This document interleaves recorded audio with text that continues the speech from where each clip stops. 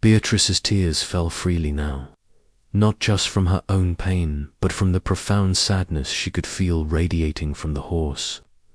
"I know you're hurting," she whispered so softly that only Meridian could hear. "I hurt too. Every day since Mama died, I hurt so much I can't eat either." The horse's eyes seemed to focus on her with increasing intensity. His nostrils flared as he caught her scent, and something in his posture shifted a subtle relaxation, as if he'd finally found what he'd been searching for. "My mama used to say that when we're sad, we need to take care of each other," Beatrice continued, her voice growing stronger. "She said that sharing our sadness makes it lighter somehow.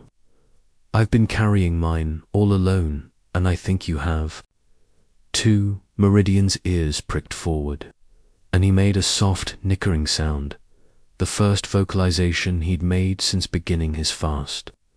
The crowd stirred with excitement, but Cornelius quickly gestured for silence. "I'm going to try eating again," Beatrice said, pulling a small apple from her pocket that her father had packed for her lunch. "Will you try too? Maybe we can help each other remember how." She took a small bite of the apple, chewing slowly while maintaining eye contact with the horse. Meridian watched her intently, his head tilting slightly as if considering her words. Dr. Morse, sensing the moment's importance, slowly approached with a handful of fresh hay. She placed it on the ground near the barrier, then stepped back. For long minutes, nothing happened. Then, incredibly, Meridian lowered his head and took a single strand of hay in his mouth. The crowd erupted in cheers, but Cornelius quickly shushed them. The connection between girl and horse was fragile, and any disruption might break it. "That's right," Beatrice encouraged, taking another bite of her apple. "Just a little bit. We don't have to eat everything at once. We just have to start." Meridian chewed slowly, thoughtfully, his eyes never leaving hers. When he finished the strand, he took another, then another. It wasn't much, but it was progress as the evening continued. Beatrice remained in her seat, finishing her apple while Meridian gradually consumed more hay. The planned circus acts were forgotten as everyone focused on this miraculous development. "How did you know?" Reginald asked his daughter quietly. "I didn't know," Beatrice admitted. "I just felt the same way he did. Sometimes when you're really sad, you forget that you're not alone. But when you see someone else who understands, it helps you remember." Dr. Morse approached cautiously with a bucket of water. Meridian sniffed it suspiciously, then looked at Beatrice. She nodded encouragingly while sipping from her own water bottle. The horse dipped his muzzle and took a few tentative sips. By the end of the evening, Meridian had consumed nearly a full portion of hay and had drunk enough water to ease Dr. Morse's immediate concerns. More importantly, he remained near the barrier, as if reluctant to leave Beatrice's presence. "Will you come back tomorrow?" Beatrice asked as her father prepared to take her home. Meridian nickered softly, a sound that seemed to express his own question. Would she? "I'll be here," she promised. "We'll take care of each other." As they walked to the car, Reginald marveled at the transformation he'd witnessed not just in the horse, but in his daughter. For the first time since her mother's death, Beatrice had eaten an entire apple without being reminded. The fourth night brought the largest crowd the Celestial Circus had seen in months. Word had spread about the mysterious connection between the grieving girl and the starving horse, drawing visitors from neighboring towns and even a few reporters. But Cornelius had made it clear that Beatrice and Meridian's interaction was not to be treated as a spectacle. Beatrice arrived early, carrying a small basket her father had helped her pack. Inside were apple slices, carrots, and a peanut butter sandwich, her first packed lunch since her mother's death. She'd insisted on making it herself, remembering how her mother had always included a little note with her meals. "I brought us both dinner," she announced to Meridian, who was already waiting by the barrier. His coat looked slightly brighter than the previous day, and his eyes held more alertness. Dr. Morse had prepared a more substantial meal for the horse-fresh oats, hay, and even some of the peppermint treats he'd previously ignored. She placed them nearby, but allowed Beatrice to guide the interaction. "I had a hard day today," Beatrice confided as she settled into her seat. "My teacher asked about my mother, and I started crying in front of everyone. I felt so embarrassed and alone." She unwrapped her sandwich and took a small bite. "Did you ever feel embarrassed about being sad?" Meridian's ears flickered, and he made a soft sound that seemed almost conversational. He moved toward the oats, sniffing them carefully before taking a tentative bite. "Sometimes I think people want me to stop being sad," Beatrice continued. "They say things like your mother would want you to be happy, or you need to move on. But I don't think moving on means forgetting. Do you?" The horse paused in his eating, looking at her with what seemed like understanding. He approached the barrier again, gently nudging her hand with his muzzle. "I think my mama would want me to remember her by living, not by forgetting to eat or take care of myself," Beatrice said, her voice growing stronger. "Maybe that's what your person would want too." This was the first time anyone had acknowledged that Meridian might be grieving someone specific. Dr. Morse, who had been quietly observing, suddenly remembered something important. "Beatrice," she called softly, "Meridian's original trainer. Isadora passed away last spring. She'd worked with him since he was a colt. We thought he'd adjusted to his new routine, but maybe he's been missing her this whole time," Beatrice finished. "Maybe he needed someone to understand that it's okay to miss people." Over the next hour, something beautiful unfolded. Beatrice ate her entire sandwich while telling Meridian stories about her mother, how she used to braid Beatrice's hair every morning, how she sang while cooking dinner, how she always knew exactly what to say when Beatrice was upset. In return, Meridian consumed the most food he'd eaten in weeks. More importantly, he began to show signs of his old personality. When Beatrice laughed at a memory, his ears perked up. When she grew sad, he would approach the barrier and rest his head near her. "I think he's remembering too," Beatrice observed. "Maybe he's remembering the good times with Isadora, not just the sad part about losing her." Cornelius, who had been watching from the sidelines, felt tears in his eyes. He'd seen many wonders in his years with the circus, but this connection between a grieving child and a heartbroken horse was the most profound. As the evening progressed, other performers began to share their own stories of loss and healing. Valentina spoke about losing her grandmother, Django about his childhood dog, and even Cornelius opened up about his late wife. The circus ring transformed into a circle of shared grief and mutual support. Meridian seemed to absorb it all, his posture becoming more relaxed with each story. When Cisco brought out his guitar again, the horse actually stepped closer to the music instead of away from it. "Music helps with sadness too," Beatrice said, swaying slightly to the melody. "Mama used to sing me lullabies when I was scared." For the first time since his hunger strike began, Meridian moved with something approaching his old grace. It wasn't quite dancing, but it was a rhythmic swaying that suggested he was remembering the joy that music once brought him.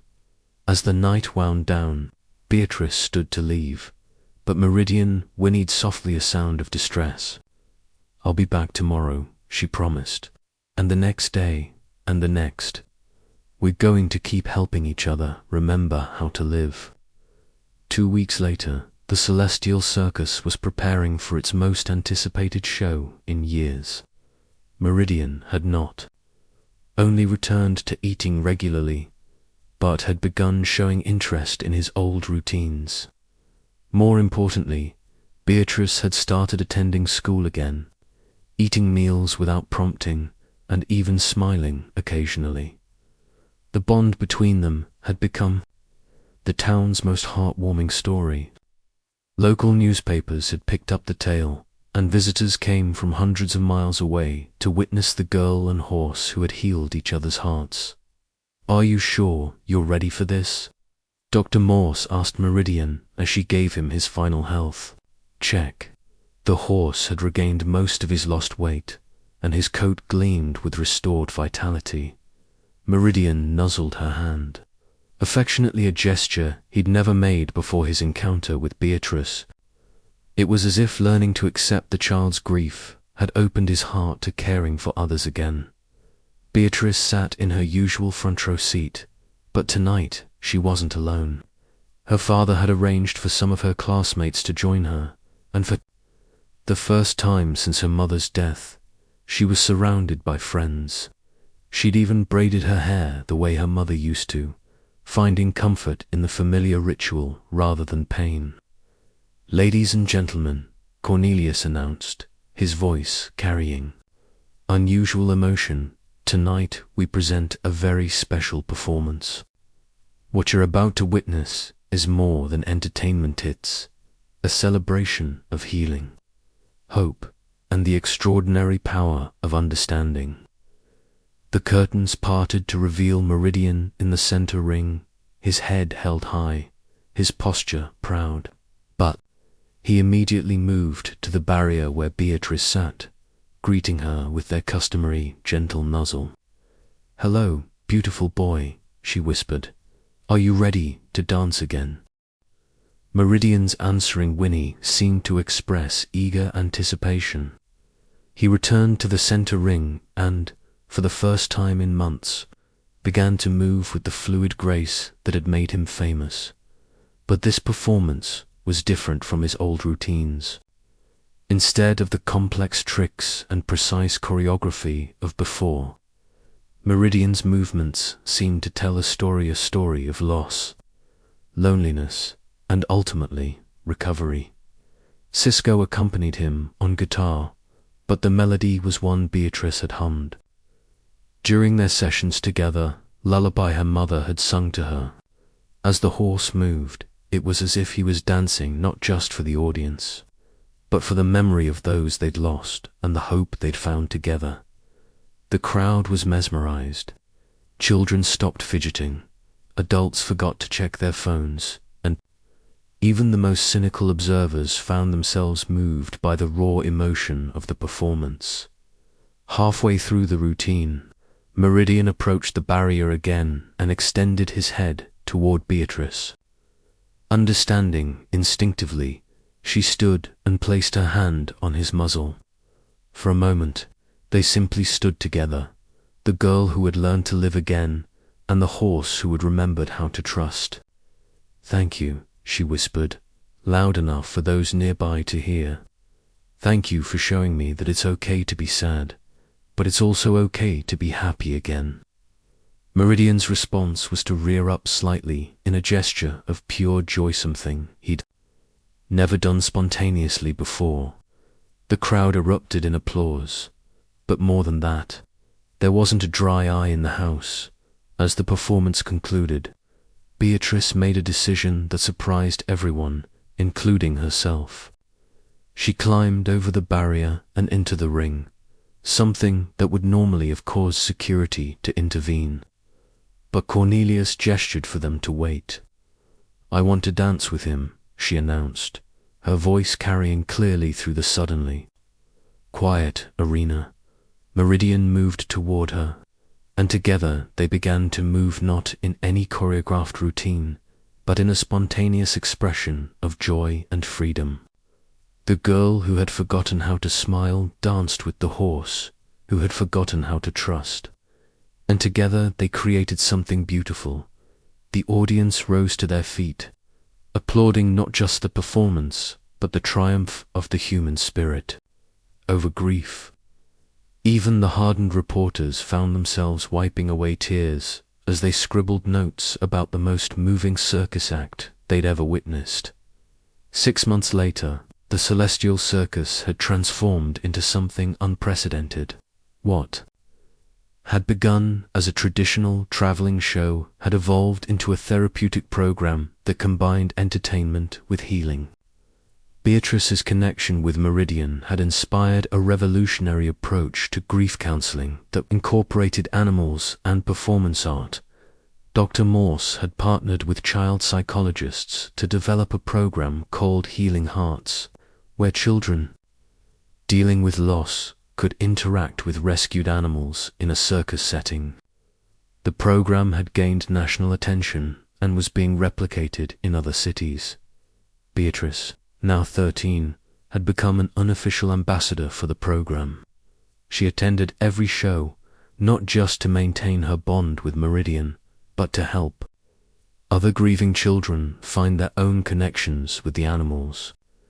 The most important thing she would tell new participants is that it's okay to be sad. Your sadness doesn't make you broken, it makes you human. And sometimes helping someone else remember how to live helps you remember too. Meridian had become more than a performing horse. He'd become a therapy animal with an intuitive understanding of human emotion.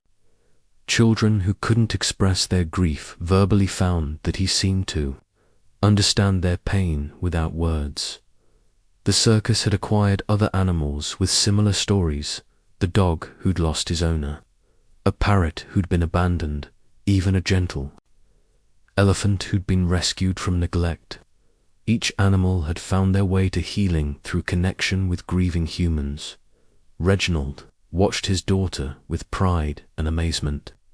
The withdrawn, heartbroken child who had barely spoken after her mother's death had become a confident, compassionate young woman who helped others navigate their own dark periods.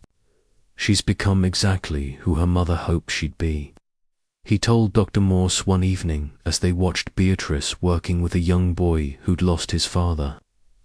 Maria always said Beatrice had a gift for understanding others' pain. I just never imagined it would become her strength. The circus had settled into a permanent location, building a beautiful facility that combined performance space with therapeutic environments. The main arena still hosted regular shows, but now it also served as a venue for healing sessions and grief support groups. Cornelius had officially retired from ringmaster duties, passing the role to Valentina, who had proven to have a natural gift for facilitating the therapeutic programs. This is bigger than entertainment now, he explained to reporters. We're not just performing for people, we're healing with them. On the anniversary of their first connection, Beatrice and Meridian gave a special performance that had become an annual tradition. They danced together in the center ring, but this time they were joined by dozens of other children and animals who had found healing through the program. As the performance concluded, Beatrice addressed the audience one final time a year ago.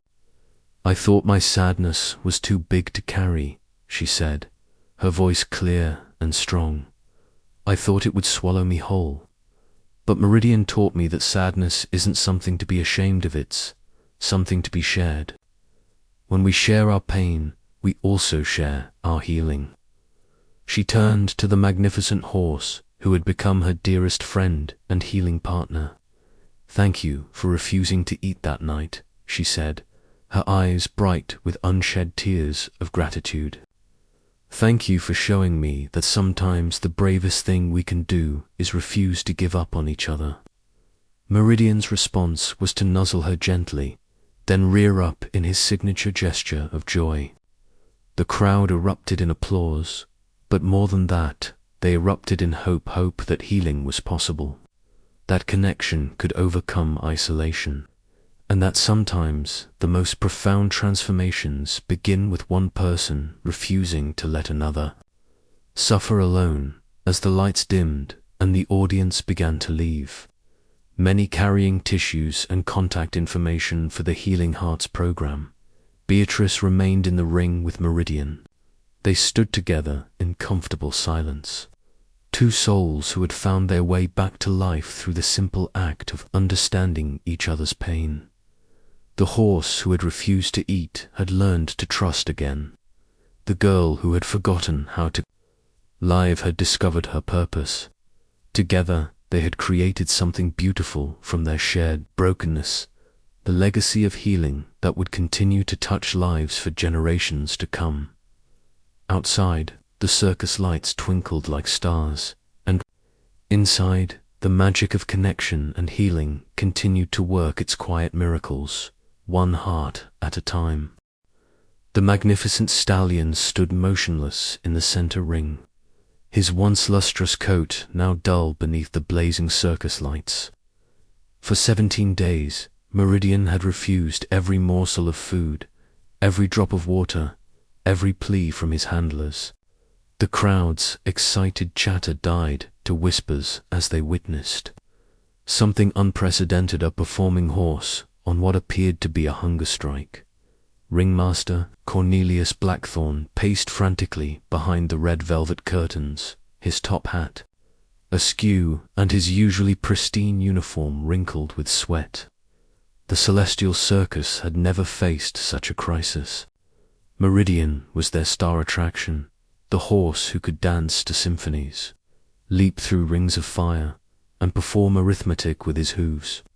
Without him, ticket sales had plummeted, and the troupe faced bankruptcy. He's lost 20 pounds. Dr. Evangeline Morse, the circus veterinarian, reported grimly.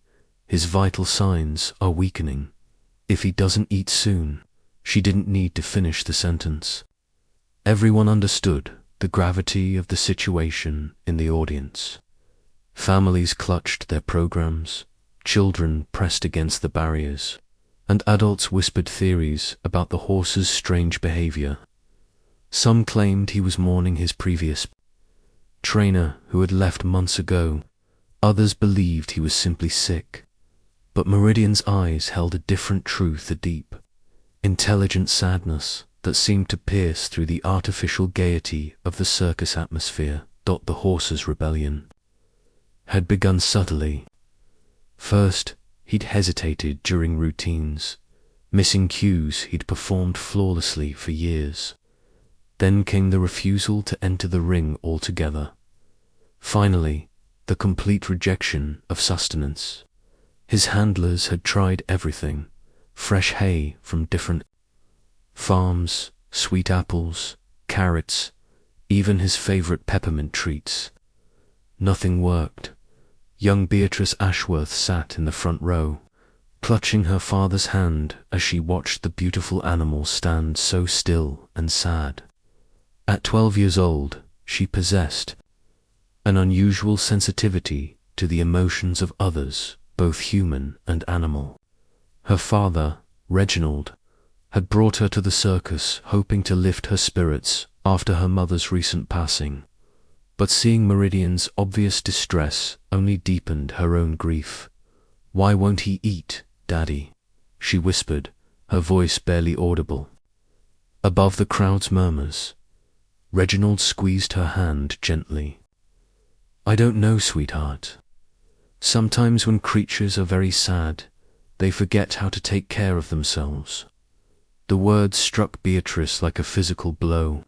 She understood that feeling all too well. Since her mother's death 3 months ago, she'd barely touched her own meals, pushing food around her plate, while her father watched with worried eyes.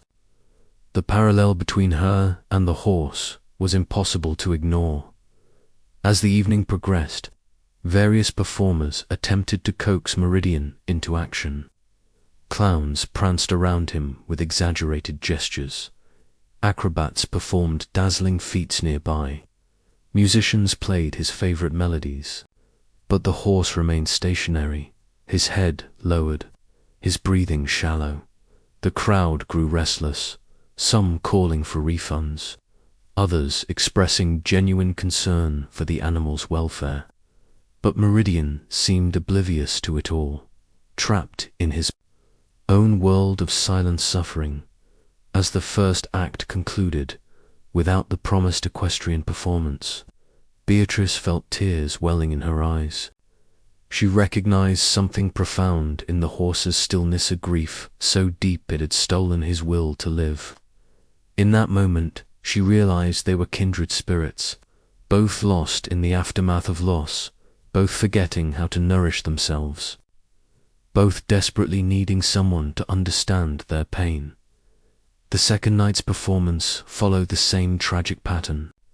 Meridian stood in the center ring like a living statue, his ribs becoming more visible beneath his coat. The audience, though smaller than the previous evening, watched with a mixture of fascination and growing concern. Word had spread through the town about the horse who wouldn't eat, drawing curious onlookers and animal welfare activists alike. Beatrice had convinced her father to return, claiming she needed to see if the horse was better. But truthfully, she felt an inexplicable pull toward the suffering animal. She'd spent the entire day thinking about him, drawing pictures of horses in her notebook instead of paying attention to her. Tutor's lessons. Dr. Morse had tried intravenous fluids, but Meridian had grown agitated, nearly injuring himself in his struggle against the medical intervention.